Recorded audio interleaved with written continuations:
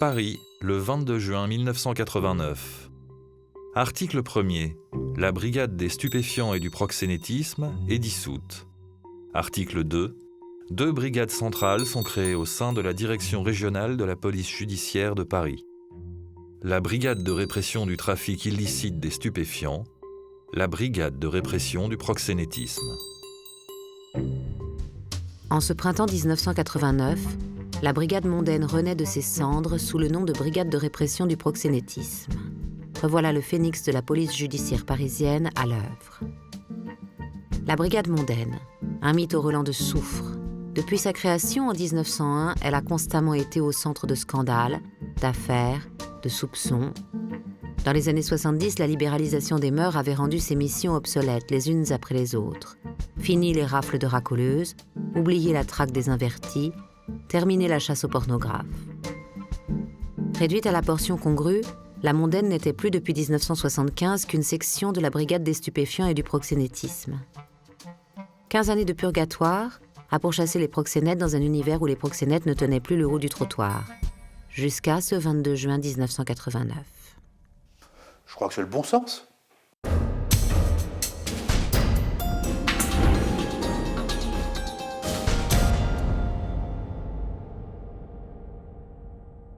C'est le bon sens. Pourquoi les regrouper dans un même service alors que leur mission, leur méthode de travail, leur clientèle, entre guillemets, n'est pas la même? Il n'y avait aucune raison, j'allais dire, pertinente. Donc, quelquefois, l'administration est accessible aussi à ce genre d'argument, en disant c'est bête, pourquoi continuer? Elle peut comprendre. À la tête de la nouvelle brigade de répression du proxénétisme, une femme, le commissaire principal Martine Monteil. Le ton est donné, la nouvelle mondaine sera radicalement différente de ses versions précédentes. La nouvelle patronne n'a pas 40 ans et une carrière déjà fournie. Major de sa promotion à l'École nationale supérieure de la police, cette fille et petite-fille de flic est une des toutes premières femmes à obtenir le rang de commissaire. Depuis 1982, elle dirige la section stupéfiants à la BSP. Dès son arrivée à la mondaine, la commissaire Monteil procède à un grand ménage. Le bois de Boulogne, investi par les travestis brésiliens, est nettoyé. On va essayer de voir s'il y en a d'autres qui sont le long du champ de course et à Roland-Garros. Et on vous les rapatrie. Mais pour le moment, vous ne bougez pas. Par rapport à une telle opération, elles sont peut-être inutiles si vous considérez qu'il faudrait ne plus les revoir sur leur lieu de prostitution, mais elles sont tout de même utiles dans la mesure où nous parvenons quand même à en décourager certains, à en faire évacuer d'autres et à éviter que le phénomène ne grossisse. C'est portugais. C'est une photocopie que tu as? Quoi? C'est une photocopie de papier? Oui, il n'est pas nécessaire de l'autre papier. J'ai déjà travaillé à Rue Fontaine. Rue Fontaine? Je suis très connue. Tiens. C'est quoi ton surnom? Claudia. Claudia? Bon, mais Claudia. Tu viens avec moi, Claudia? Oui.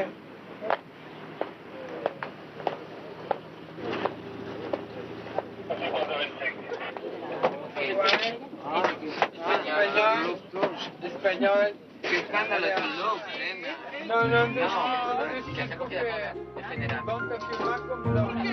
Ce sera ensuite le tour des traditionnels du bois de Vincennes, évacuer Manu Militari avec leur camionnette. Puis les dernières tenancières d'hôtels de passe de la rue Saint-Denis qui tomberont les unes après les autres. Mais il s'agit plus de mettre un terme à des troubles répétés à l'ordre public que de démanteler de dangereux réseaux ou de mettre à mal les gros bras du milieu. Au début des années 90, les Julots n'ont plus la cote. La partie stup a pris, je pense, beaucoup plus que la partie proxénétisme. Et non, et ça ne nous intéressait pas.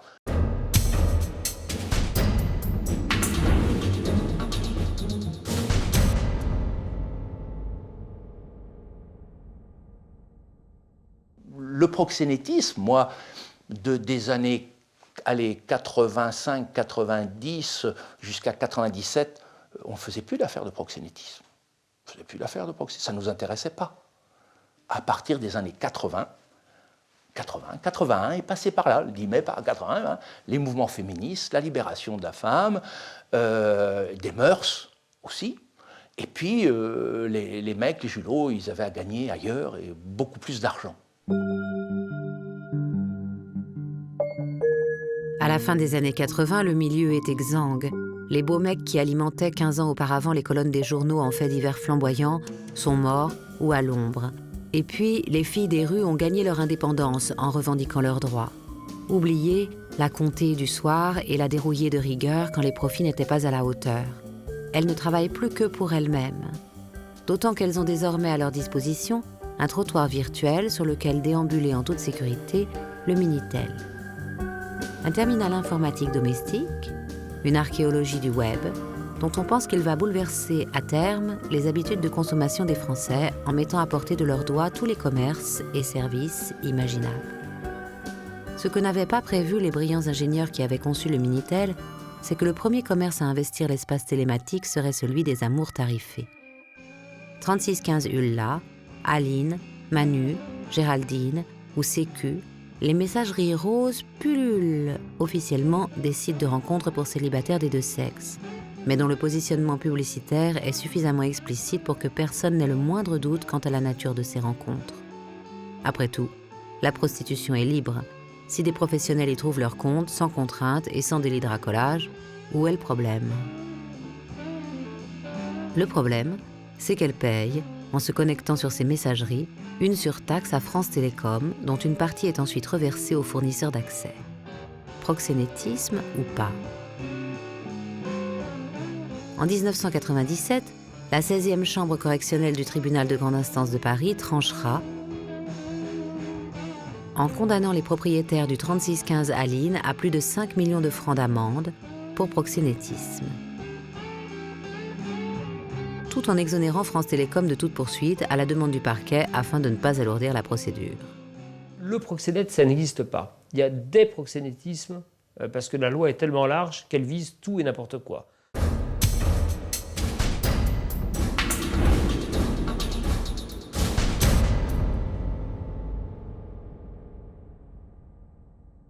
Je vis avec un ou une prostituée, je copartage mon appartement ou j'en sais rien, même sans toucher de revenus, je suis proxénète. Donc ça va de ça jusqu'à l'organisation complète et la mise au pas de façon physique de filles qu'on met sur le trottoir avec relever les compteurs, etc. Donc finalement, on en revient à ne plus se poser la question en justice de savoir quel est le préjudice que subit la prostituée ou la société, mais on se pose la question de la moralité de ce qui est pratiqué, c'est-à-dire la sexualité tarifée. Comme si, dans notre société, la sexualité n'était pas quelque chose, de toute façon, sans rapport avec l'argent. Donc, il est rare, très très rare, qu'on ne se marie pas, on va dire, dans la même caste sociale, avec les mêmes privilèges ou les mêmes avantages. Enfin, je veux bien qu'on croit à Cendrillon en permanence, mais il faut arrêter, il faut regarder et ouvrir les yeux. Donc notre société fait de rapports entre sexualité et argent, mais ces rapports, à partir du moment où ils sont un peu plus clairement exprimés, dans l'œil du juge, ils deviennent moralement extrêmement répréhensibles. Mais à l'aube des années 90, il existe encore quelques authentiques proxénètes, de ceux qui font trimer un cheptel de gagneuses. Mais ils sont moins visibles, moins ostensiblement liés au milieu. Leurs filles n'arpentent pas les trottoirs à la recherche du micheton. Elles évoluent dans un univers beaucoup plus feutré, beaucoup plus sélect et officient à des tarifs bien plus élevés. Parmi ces proxénètes de luxe, il en est une dont le nom est indissociable de sa coupable activité, Madame Claude. Madame Claude a un mérite. Elle ne fait pas mystère de son commerce.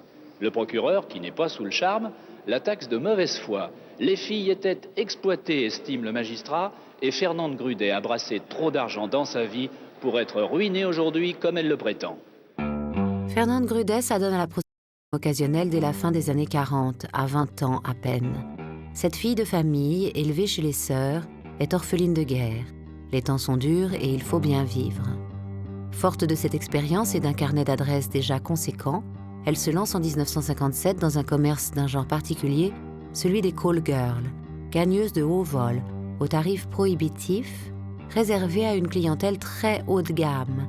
Service haut de gamme, mais moyen on ne peut plus modeste, une bonne dose d'entre-gens et une simple ligne téléphonique. À défaut d'avoir un nom digne de ses ambitions, Fernande va se faire un prénom. Elle sera désormais Madame Claude. Madame Claude, ça recouvrait quoi exactement? C'était un standard téléphonique, un bureau, une maison de rendez-vous de luxe, c'était quoi? Non, c'était uniquement un réseau téléphonique. C'est-à-dire que vous aviez un téléphone, Je servais d'intermédiaire. un fichier. Voilà, c'est tout. C'est tout simplement. Je ne voyais pas les garçons, les filles, oui, puisqu'elles étaient là, Ouais. mais je servais seulement d'intermédiaire. Comment ça, elles étaient là? Près de leur téléphone ou chez vous? Il y avait deux différentes choses. Certaines avaient un appartement, Ouais. elles recevaient chez elles, et d'autres n'avaient pas. Elles étaient volantes, ce qu'on appelait les volantes. Elles se rendaient aux adresses indiquées. Aux adresses indiquées. Et voilà. Il y en avait combien? Pouvait choisir. Est-ce qu'il y Non. avait un pressbook? Non, pas du tout.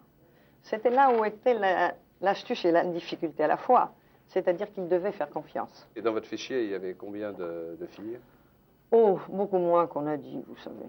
Une trentaine à la fois, c'était à peu près tout. Bien. Voilà, on a pensé, on a extrapolé des centaines et des choses. Il y a eu des centaines sur 20 ans. Des centaines de filles qui, sur 20 ans, sont venues d'elles-mêmes solliciter leur inscription dans le fichier de l'honorable Macrel. Beaucoup d'appelés, peu d'élus, les filles de madame se doivent d'être polyglottes, cultivées, diplômées et bien sûr physiquement irréprochables. Au début, quand j'ai commencé, je me suis dit, bon, je ne vais prendre que de très jolies filles, puisque je voulais rester dans une certaine gamme de garçons et de prix.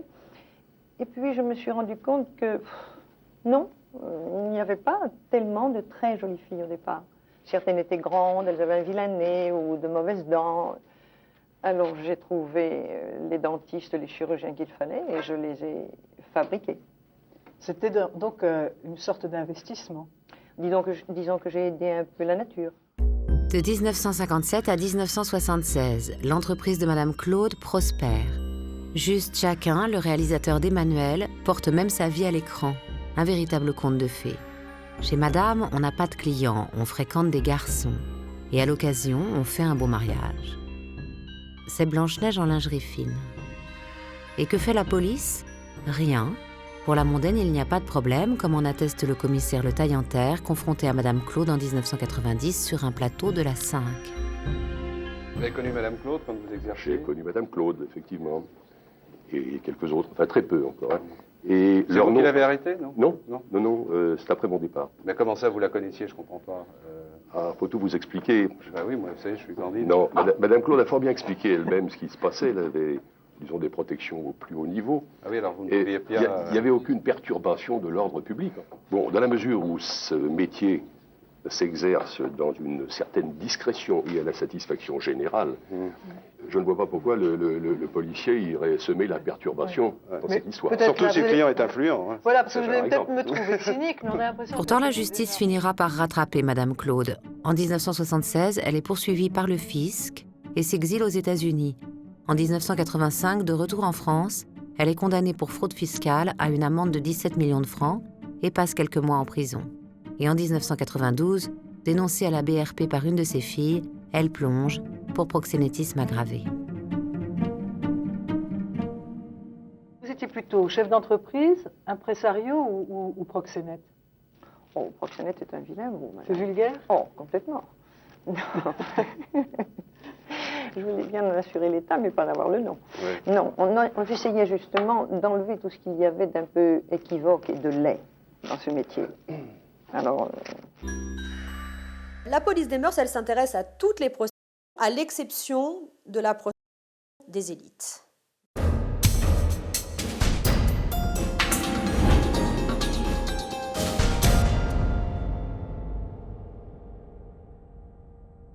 Au XIXe siècle comme aujourd'hui, c'est la prostitution des classes populaires qui pose problème. C'est pas la prostitution des élites, mais c'est clairement dit depuis le début. Et de fait, pour une raison très simple, c'est qu'elle, elle ne traîne pas dans les rues la nuit pour racoler leurs clients. Donc il n'y a aucune raison, évidemment, d'avoir une action sur elle. C'est vrai que toutes ces affaires, on les traite parce que c'est important pour la BRP, ça reste quand même un sens, c'est de la protection. Mais ça ne choque pas la morale publique. Ça fait la une des médias. Lorsque l'AFP balance une affaire comme ça je dois dire que, bon, les journalistes, les médias, tout le monde se précipite un petit peu. Madame Claude avait ouvert une voie nouvelle, un proxénétisme feutré, de bonne compagnie, entre gens bien élevés. Un modèle qui va faire des émules tout au long des années 90, avec en prime un nouvel outil aux possibilités inédites, le World Wide Web. Madame Claude avait organisé son activité autour d'une simple ligne téléphonique. Les julots de troisième génération capturent leur proie sur la toile d'Internet et font tapiner leurs gagneuses sur les autoroutes de l'information. Le 21 juin 2001, la brigade de répression du proxénétisme procède à l'arrestation de Laura Schleich, une Allemande de 21 ans, qui dirige une de ces start-up du sexe. Un cheptel de 40 call girls, la prise est belle. Pourtant, ce n'est rien à côté de ce que vont découvrir les enquêteurs de la BRP. Au cours de l'enquête de Laura Schleich, c'est là qu'on a appris que depuis l'âge de 17 ans, elle se livrait à ce genre d'activité, donc comme prostituée, mais call girl. Et que son mentor était une Anglaise cette fois, on changeait de domiciliation, on changeait de pays, c'était une dénommée Margaret MacDonald. Et là, pour moi, à la BRP, et je crois que pour la BRP, c'est vraiment en matière d'élucidation des réseaux une des plus belles affaires qu'ait faite la BRP. Margaret MacDonald n'a en apparence rien d'une mère maquerelle. Diplômée de l'École polytechnique de Londres et de l'École supérieure de commerce de Reims, elle se définit comme une gestionnaire d'affaires, parle couramment le français, l'allemand, l'italien, l'espagnol, le grec, et a de bonnes notions d'arabe et de japonais.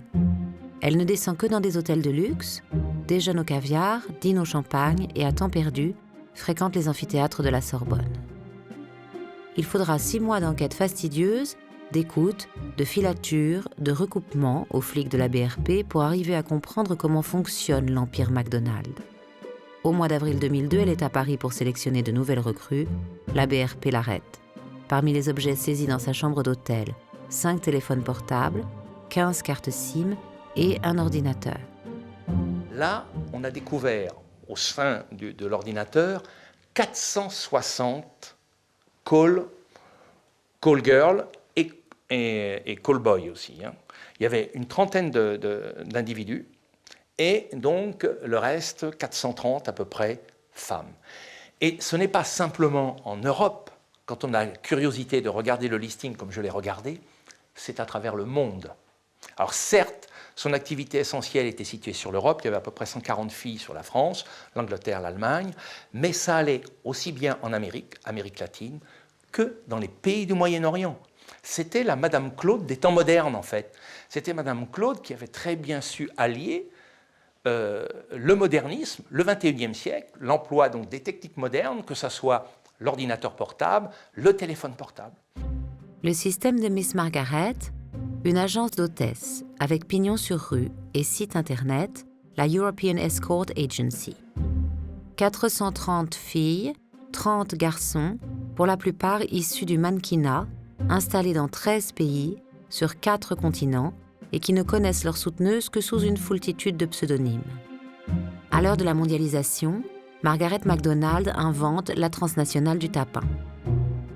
L'agence publie des annonces sibyllines proposant ses services dans le International Herald Tribune. Un numéro de téléphone, un répondeur, le client laisse ses coordonnées et est directement rappelé par les filles. 1 000 € de l'heure, paiement sécurisé. Une affaire qui roule, Miss Maggie prélève au passage 40% de chaque passe. Devant les policiers qui l'interrogent, elle reconnaît les faits avec le sourire et s'inquiète de l'amende. Jamais jusqu'à son transfert à Fleury-Mérogis, menottes au poignet, elle n'imaginera qu'on puisse l'emprisonner. Après 8 mois de détention préventive, elle sera condamnée à 150 000 € d'amende et à 4 ans de prison ferme qu'elle purgera jusqu'au bout. Tenter de mettre en relation des clients qui voulaient avoir recours à une agence d'escorte avec des femmes qui étaient d'accord pour se livrer à cette activité, et qu'ensuite ce qui se passait, c'était de la responsabilité uniquement de la femme et du client. gagne pas 5000 francs en 2 heures pour regarder quelqu'un dans le blanc des yeux. Je veux dire, c'est quand même évident qu'il y avait relations sexuelles dans 80% des cas. Mais oui, c'est une proxénète, mais elle n'a forcé personne à faire quoi que ce soit. Ce sont les filles qui s'adressaient à elle, qui avaient des fins de mois à arrondir ou, j'en sais rien, des dettes à éponger. On se retrouve avec des prostituées à la barre qui viennent dire « mais moi je préfère nettement ce système à n'importe quel autre. J'ai besoin du service qui m'est rendu. C'est-à-dire j'ai besoin de ce service de sécurisation, de ne pas avoir à prendre de l'argent liquide sur moi, de ne pas avoir à me poser la question de réserver la chose, de pouvoir être appréhendé par la police, etc. J'ai besoin que cette chose soit en quelque sorte organisée pour que j'y prenne le moins de risques possible. » Eh bien, quand bien même on proclame ça au tribunal, il continue d'y voir une forme déguisée du maquereau à l'ancienne qui profite abondamment des prostituées. Et on se retrouve avec des condamnations qui parfois dépassent l'entendement. Donc finalement, on en revient à ne plus se poser la question en justice de savoir quel est le préjudice que subit la prostituée ou la société, mais on se pose la question de la moralité de ce qui est pratiqué, c'est-à-dire la sexualité tarifée. Si la justice a du mal à discerner le bon grain de l'ivresse, c'est que la prostitution de rue a la vie dure, à la charnière des 2 siècles. 200 francs la pipe. Au revoir. 200 francs la pipe ou 200 francs l'amour, avec préservatif et tu peux me caresser. Bonne soirée. Comment 150 francs. Tu rigoles, c'est du 200 francs.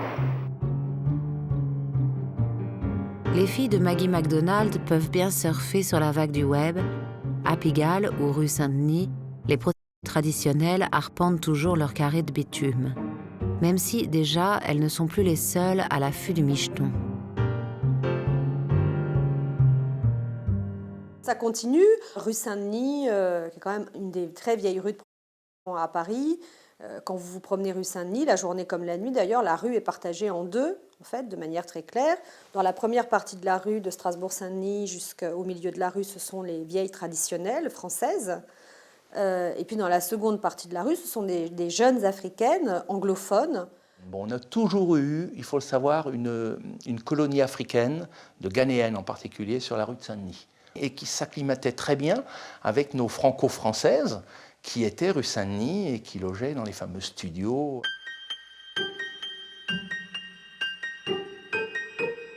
Mais les Ghanéennes de Saint-Denis ne sont qu'une avant-garde. Dans leur foulée arrivent les Nigérianes, les Libériennes, les Sierra-Léonaises, qui seront bientôt, à leur tour, supplantées par les filles de l'Est. C'est les anciennes, les traditionnelles, ceux qui étaient dans les endroits typiques de la Madeleine, sur les quelques boulevards des Maréchaux, un petit peu, qui ont vu arriver ces filles, toutes au teint pâle, blondes, très jolies. Et on a vu arriver donc ces premières filles de l'Est. On dit de l'Est ou des Balkans. C'est là qu'on a eu la merde, parce que jusque-là, les prostituées traditionnelles et autres n'étaient absolument pas embêtées. On était tranquilles comme tout, enfin tout le monde était tranquille.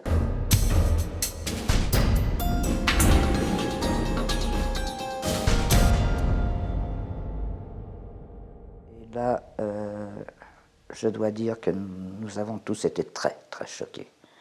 Lorsque nous avons vu, ce que nous avons entendu, et qu'on ne vienne pas me dire aujourd'hui que ces femmes étaient consentantes.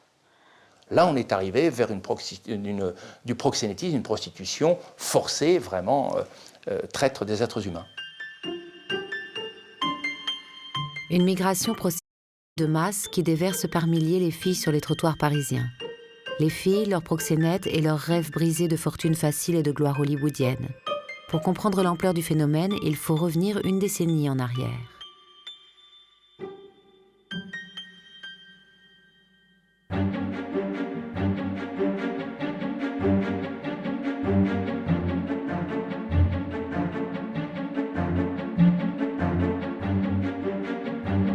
Le 9 novembre 1989, le mur de Berlin tombe.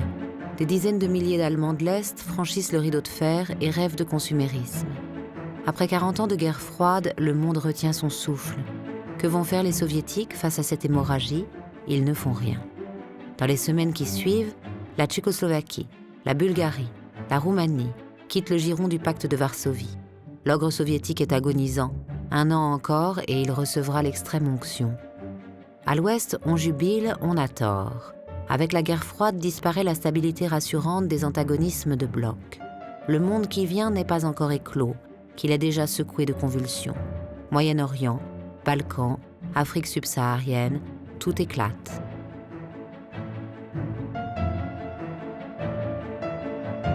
Des conflits régionaux s'allument partout sur la planète, que plus rien ne peut endiguer. Ici, on s'entretue au nom de dieux antagonistes, là on s'étripe au nom de la pureté ethnique ou de l'hégémonie politique.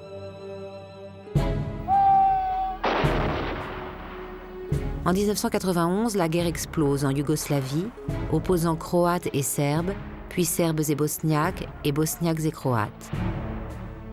Et l'Europe redécouvre en son sein une barbarie qu'elle pensait révolue. Des cohortes de réfugiés hagards fuient les zones de combat et s'exilent vers les riches contrées occidentales. En 1999, lorsque le Kosovo sombre à son tour, ces mouvements de population atteignent un paroxysme. Des centaines de milliers de Kosovars albanophones débarquent dans tous les pays de l'Union européenne. Noyés dans cette multitude de faux Kosovars, mais mafieux authentiques, qui encadrent des filles venues de tout l'ancien bloc de l'Est, slovènes, moldaves, ukrainiennes, hongroises. Les réseaux prennent pied sur le pavé parisien. Écoutez, à l'époque, en 99, quand les premières filles de l'Est sont arrivées, les sbires étaient là. Ils entrouvraient le coffre de la Mercedes, envoyaient la mitraillette. C'était comique, on carrément se marrait. Et les filles qui n'étaient pas cons, pour nous montrer les mecs, prenaient un thé ou un café, elles allaient leur porter. C'était trop mimi. Après, j'aurais dit, bon, c'est pas la peine de... Bon, faites pas ça, ça va, on les a vus.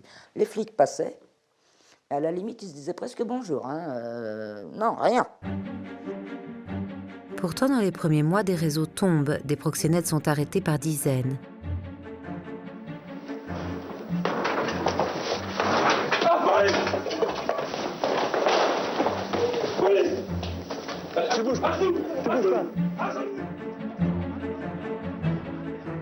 Peine perdue, dans les semaines qui suivent, les mêmes filles sont de nouveau au tapin sur les mêmes longueurs de bitume, tenues d'une main de fer par de nouveaux fiers à bras. D'où sortent-ils? D'Italie, de Belgique ou d'Allemagne. Peu importe, dans tout l'espace Schengen, ils peuvent circuler librement, munis de vrais faux papiers de réfugiés kosovars, tandis que la police est, elle, contenue derrière les frontières françaises. Et puis chaque affaire est plus compliquée que la précédente. Les beaux mecs de Tirana apprennent vite le jeu du chat et de la souris à la française. Et les premiers proxos qui sont arrivés, ils arrivaient avec leurs gros sabots. Et ils venaient surveiller leur cheptel. Ça, ils voulaient, ça rapportait tellement d'argent. Donc pour nous, ça n'a pas été trop difficile de les neutraliser, parce qu'en plus, ils logeaient dans le même hôtel que les filles.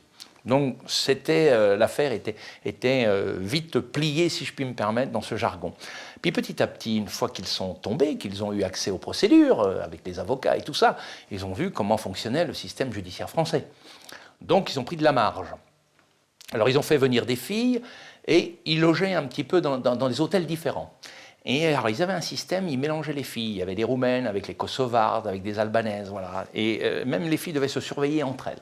Et la troisième étape, un peu plus vicieuse, ça a été les ramasseuses, qu'on appelait, nous, les ramasseuses. C'est-à-dire que dans le clan des dizaines de filles qui se trouvaient, donc, sur zone, il y avait toujours une, qui était une ancienne, qui était bien souvent l'ancienne égérie du proxénète, son ancienne maîtresse. Donc elle avait en charge la surveillance de ses copines et de ramasser l'argent.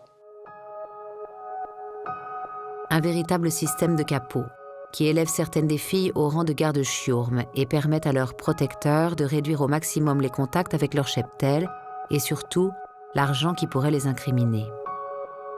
Comment le récupèrent-ils cet argent? Grâce à la Western Union, une compagnie américaine et peu regardante de transfert de fonds. En 2000, chaque gagneuse peut ainsi transférer vers l'Albanie 7 500 € par semaine. Chaque mois, ce sont des millions qu'encaissent les parrains de Tirana en provenance directe des trottoirs de Paname. Des millions qui sont réinvestis dans le trafic de stupéfiants, d'armes ou de main-d'œuvre clandestine.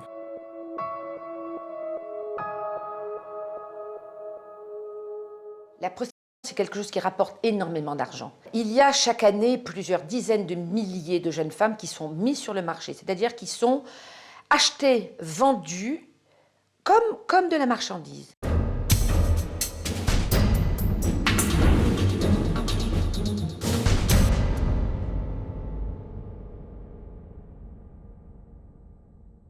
Vraiment comme de la marchandise.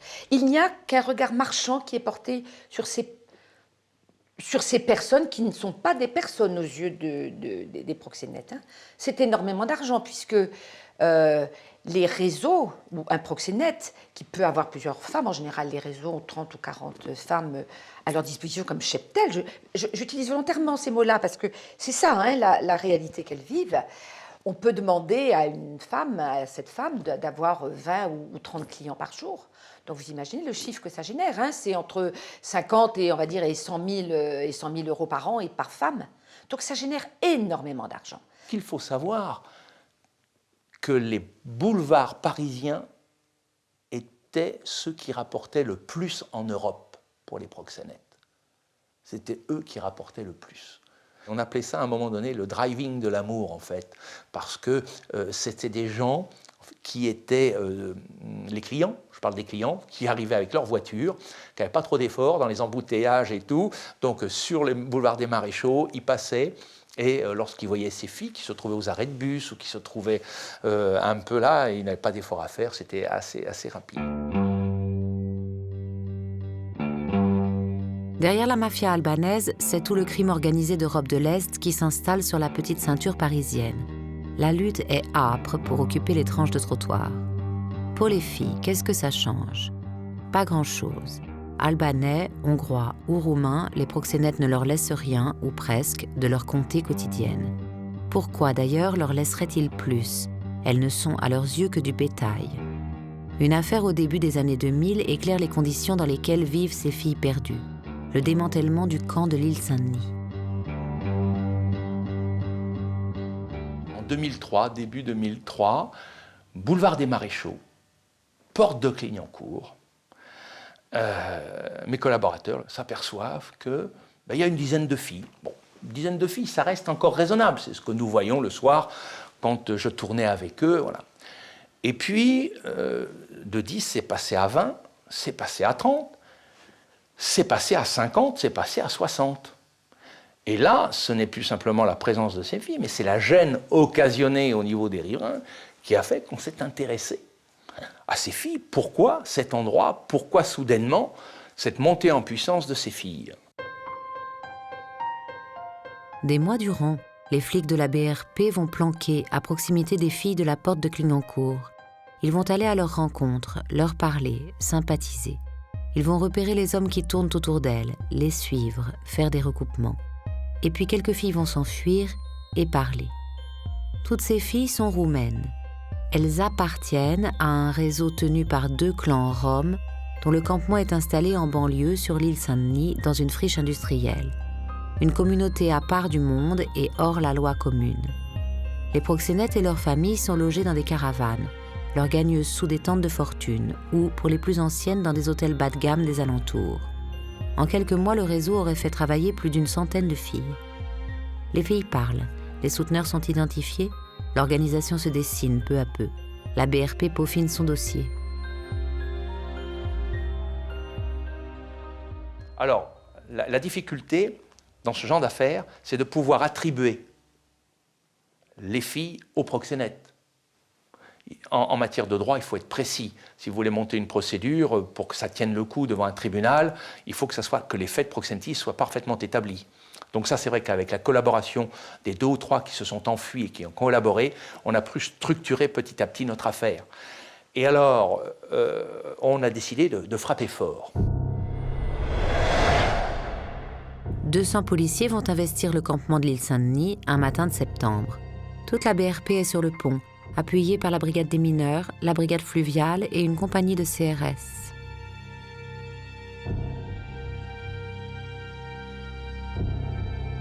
« 18 proxénètes sont arrêtés ce jour-là, qui tous finiront à l'ombre. Une vingtaine de filles sont présentes au moment de l'intervention. Aucune n'est rome, beaucoup sont mineures, toutes se prostituent sous la contrainte. leur chiffre d'affaires mensuel autour d'1 million d'euros. Bien souvent, dans les procédures, on a pu le voir, elles sont parties avec la bénédiction de la famille. Elles partaient avec la bénédiction de la famille.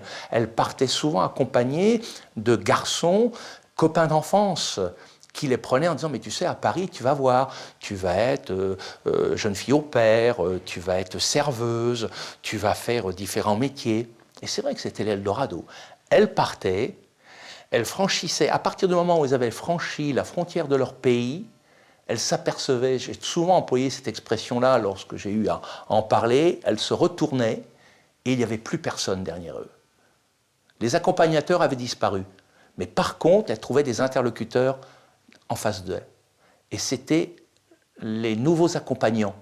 Mais ce qu'elles ne savaient pas, que ces nouveaux accompagnants étaient les gens qui les avaient déjà achetés. Que sont-elles venues faire dans cette galère?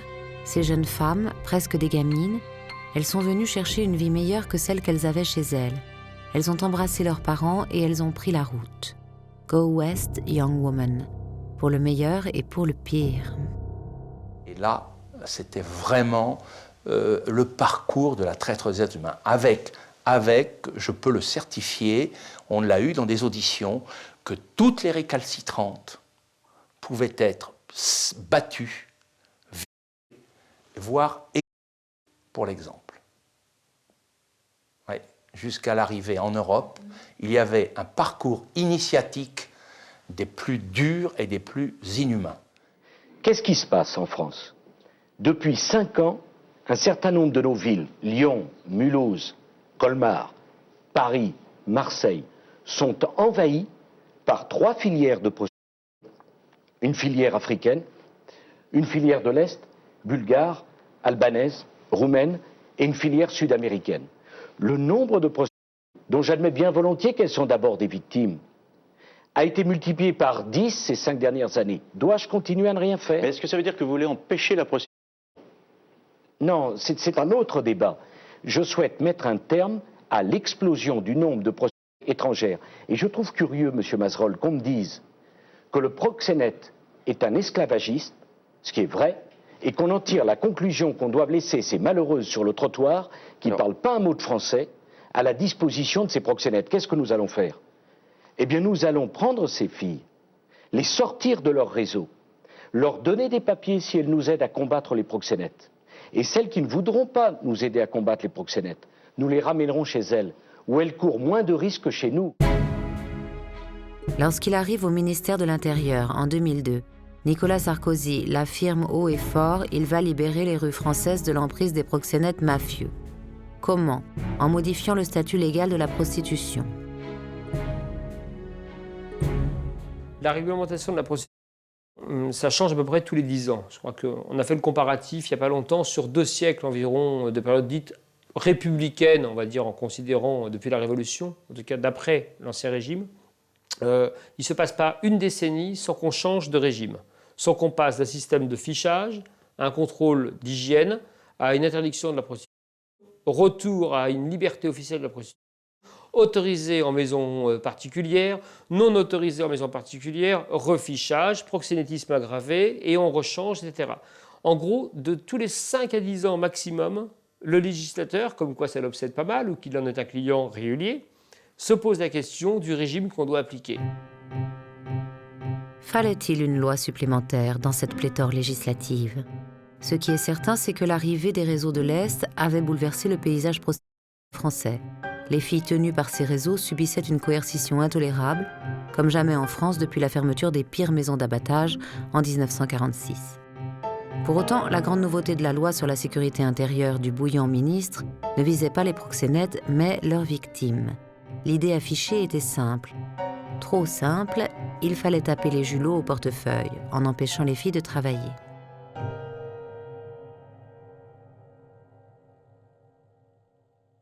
On recherche de compliquer la tâche des proxénètes. Et comment compliquer la tâche des proxénètes si vous les laissez librement, encore une fois, mettre les filles ou les garçons sur le trottoir? Ça n'a pas de sens.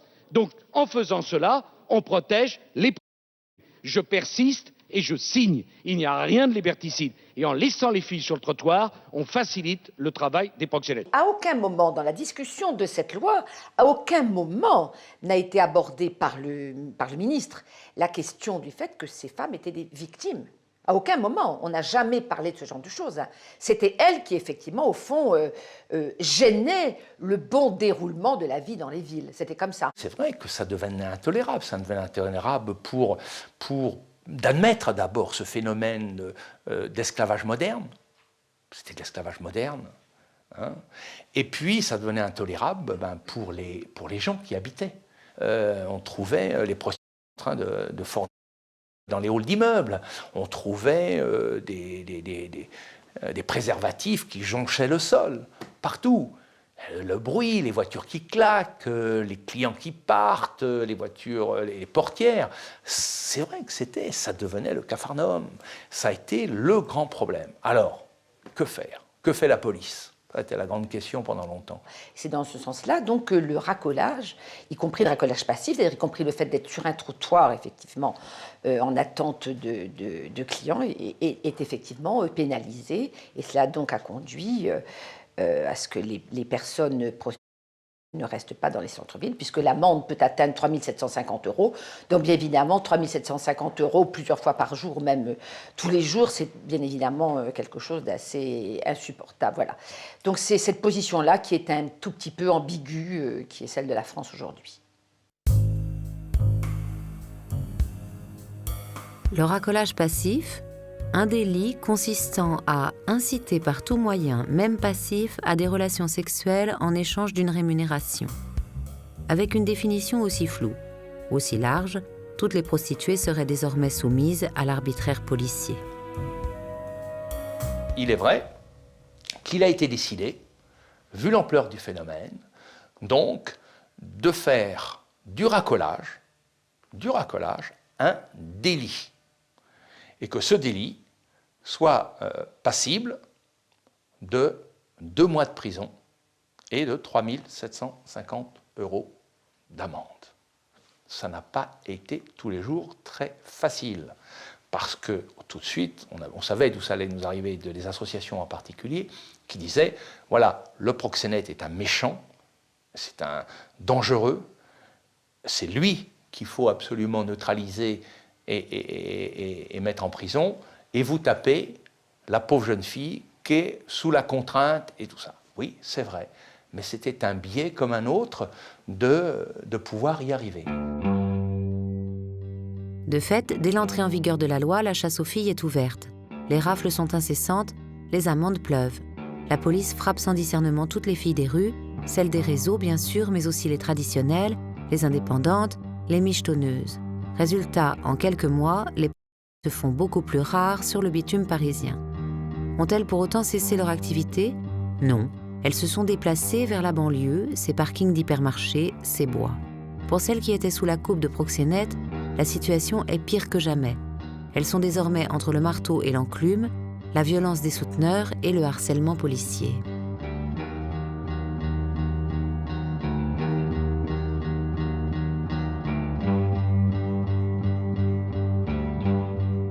Depuis que la loi sur la sécurité intérieure est passée et que le racolage passif a été réintroduit comme délit, c'est ça, c'est le harcèlement policier, la violence policière, la corruption policière, avec des affaires qui sont quand même difficilement défendables. Donc, mais c'est une très très vieille critique qu'on fait à la police et on ne peut pas la généraliser non plus. Parce qu'il y a aussi des policiers qui font bien leur travail. Enfin, ils font en tout cas le travail qu'on leur demande de faire dans le cadre de leurs attributions, qui est évidemment celle des mœurs. J'ai 30 ans de procès. Au début, on ne se connaissait pas. Petit à petit, on s'est connus avec les flics. Il y avait une équipe sur 2 qui était plus sympathique que l'autre, mais enfin, il n'y a jamais eu de trucs aberrants comme ça, quoi. Maintenant, on vit dans un monde, on vit pas dans un état de droit, c'est pas vrai. On vit dans un état policier, où de simples merdeux qui n'ont même pas leur bac, je présume, se permettent tout et n'importe quoi.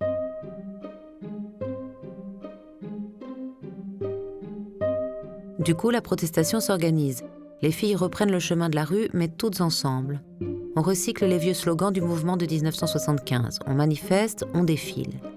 Mais que réclament-elles, au juste, ces travailleuses du sexe? La fin de la pression policière?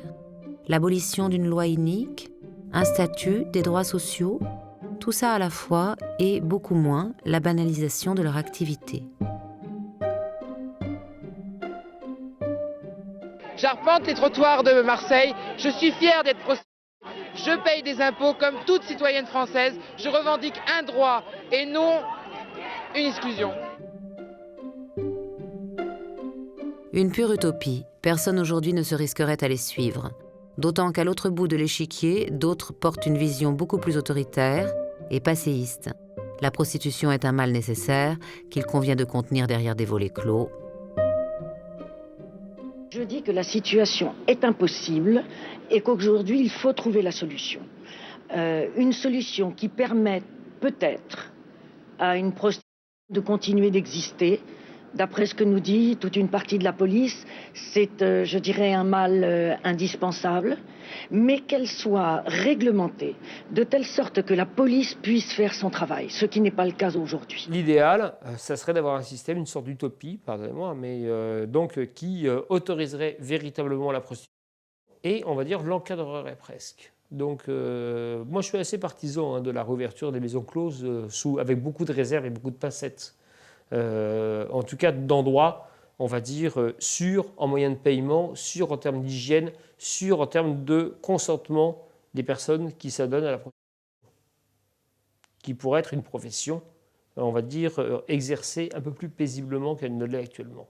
Je pense que c'est la première réponse qui arrive quand on a une position un peu, comment dire, un peu paternaliste et un peu hygiéniste sur la question.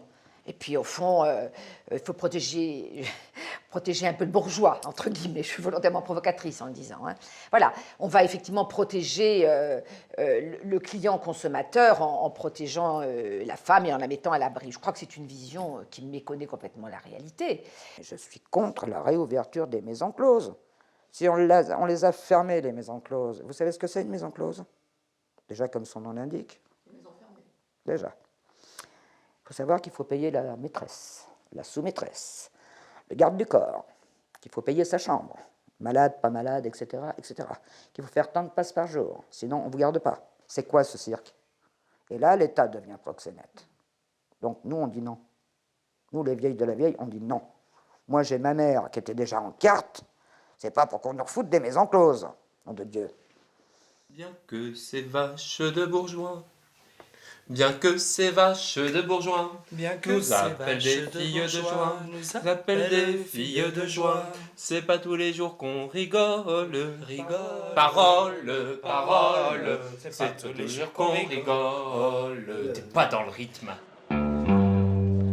Que de chemin parcouru pourtant depuis qu'en 1901, un préfet de police de Paris eut l'idée de créer une brigade mondaine.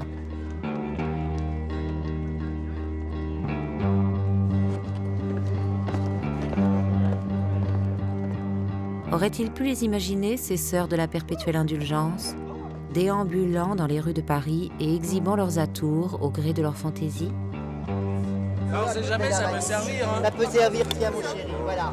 Et puis je veux bien protéger, d'accord? Toujours, voilà. Et c'est fou, hein. Qu'aurait-il dit, cet honorable préfet, en les voyant distribuer des préservatifs, prodiguer des conseils de prophylaxie ou défendre les droits des homosexuels? Aurait-il pu concevoir que malgré tous ces efforts, la police des mœurs serait toujours impuissante à empêcher les mœurs d'évoluer? Ça fait peur, là, ça.